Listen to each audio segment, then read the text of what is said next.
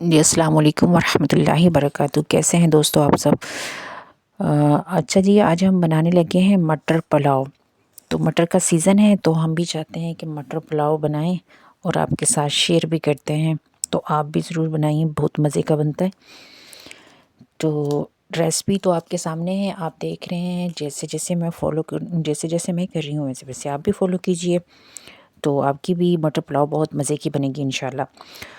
تو آج ہم چلتے ہیں اپنے نئے ٹاپک کی طرف، جو کہ ہمارا ٹاپک ہے، ہم ہر اس میں بیان کرتے ہیں ایک ٹاپک، حدیث۔ تو حدیث کیا ہے؟ رسول صلی اللہ علیہ وسلم نے ارشاد فرمایا کہ اگر تم خدا پر توکل کرتے ہو، یعنی توکل کے اوپر ہے۔ توکل کیا ہوتا ہے؟ بھروسہ، یعنی بھروسہ کیا ہوتا ہے؟ اللہ کی ذات پر بھروسہ کرنا۔ اللہ کی ذات پر بھروسہ کیا ہے؟ رزق، جیسے رزق ہمارا کہاں سے آئے گا، یہ صبح کی فکر لگی ہوتی ہے۔ یعنی اگر تمہارا توکل اللہ کی ذات پر ایسا ہو جائے کہ جیسے کہ رزق کے بارے میں، تو اگر تم خدا پر پورا توکل کرتے ہو تو کہ تم کو اس طرح رزق پہنچایا جائے گا جیسے کہ پرندوں کو پہنچایا جاتا ہے۔ اب پرندوں کو کس طرح پہنچایا جاتا ہے؟ جس طرح پرندے کے صبح سویرے وہ اٹھتے ہیں، وہ نکلتے ہیں اپنے گھونسلوں سے اور سارا دن وہ دانہ وغیرہ چگتے ہیں، تو شام کو جو ہے وہ سیر ہو کے واپس آتے ہیں۔ یعنی جس طرح پرندے محنت کرتے ہیں اور تلاش روزی میں نکل جاتے ہیں، خدا پر توکل کرتے ہیں، اگر تم لوگ بھی جو ہے اس چیز کو اپنا لو کہ اللہ ہمیں رزق دے گا اور اس کا انجام خدا پر چھوڑ دو، تو تم سب خوشحال ہو جاؤ گے۔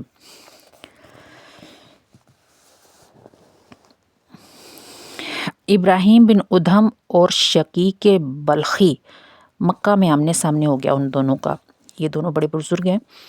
ابراہیم نے اس کو کہا، اے شفیق، تجھے کیا واقعہ پیش آیا تھا جس نے تجھے ترک دنیا پر آمادہ کر دیا؟ مطلب وہ پہلے دنیا داری میں بہت زیادہ مشغول تھے، بعد میں انہوں نے دنیا داری کو چھوڑ دیا۔ کیوں چھوڑ دیا؟ انہوں نے کہا کہ اب وہ مجھے واقعہ بتاؤ۔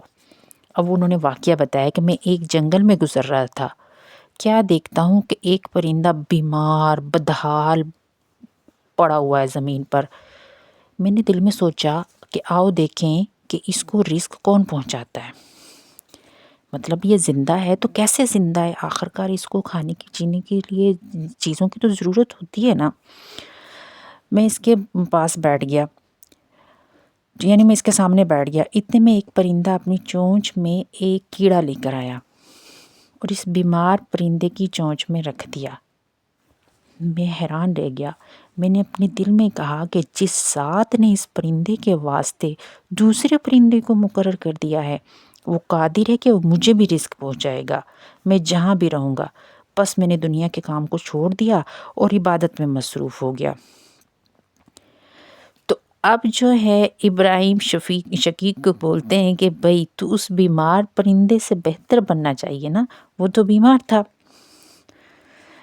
تو جس بیمار پرندے کو کھانا کھلایا تھا، تو تمہیں چاہیے کہ تمہارے تو اللہ پاک نے ہاتھ پاؤں دیے ہیں، تمہیں چاہیے کہ بیماروں کو رزق پہنچانے والا پرندہ بنو، یعنی جو پرندہ لا کر اس کو کیڑے کو کھلا رہا تھا ویسا بنو، بیمار نہ بنو۔ تو مطلب آپ اپنے ہاتھ پاؤں ہلاؤ۔ تو یہ اس سے زیادہ افضل ہے، کیونکہ ہم نے حدیث میں اللہ تعالیٰ کے نبی سے سنا ہے کہ اوپر والا ہاتھ جو ہے وہ نچلے والے ہاتھ سے ہمیشہ بہتر ہوتا ہے، یعنی اونچا ہاتھ نچلے ہاتھ سے اچھا ہوتا ہے۔ اور مومن کی علامت یہ ہے کہ ہر کام میں وہ اعلیٰ درجہ تلاش کرے تاکہ نیک کاروں کے مدراج تک پہنچ سکے۔ اب یہ بات سن کر شقیق نے ابراہیم کا ہاتھ پکڑا، بوسہ دیا اور کہا، اے ابو اسحاق، یعنی یہ ابراہیم جو بزرگ ہیں ان کی کنیت ہے کہ تو ہمارا استاد ہے۔ حضرت عبداللہ بن عباس سے روایت ہے کہ جب اللہ تعالیٰ نے عرش کو اٹھانے والے فرشتوں کو پیدا کیا نا، تو ان کو بولا کہ میرے عرش کو اٹھاؤ، وہ نہ اٹھا سکے۔ پھر ساتوں زمینوں اور ساتوں آسمانوں کے فرشتوں کے برابر فرشتے پیدا کیا اور کہا کہ میرے عرش کو اٹھاؤ، وہ پھر بھی نہ اٹھا سکے۔ پھر اللہ تعالیٰ نے کہا کہ بولو لا حول ولا قوت الا باللہ۔ جب انہوں نے یہ کلمہ پڑھا تو عرش جو ہے اٹھ گیا اور ان کے قدم ساتویں زمین میں ہوا کی پیٹھ تک پہنچ گئے۔ اب وہ کسی چیز پر بھی قائم نہ ہوئے۔ جب ان کے قدم جم نہ سکے تو انہوں نے کہا لا حول ولا قوت الا باللہ، یعنی کہ میری کوئی طاقت نہیں ہے مگر جو طاقت اللہ تعالیٰ دے دے۔ تو یعنی کہ لا حول ولا قوت اتنا طاقت اور پاورفل وظیفہ ہے، حول ولا قوت کو صبح شام پڑھنا چاہیے۔